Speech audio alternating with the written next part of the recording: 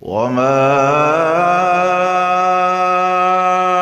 أرسلنا من رسول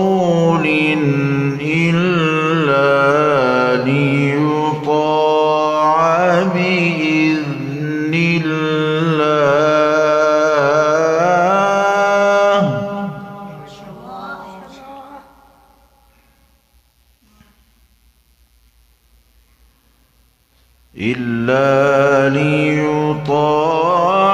بإذن الله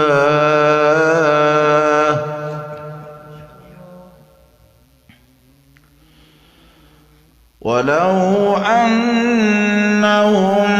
إذ ظلموا أنفسهم جاءوك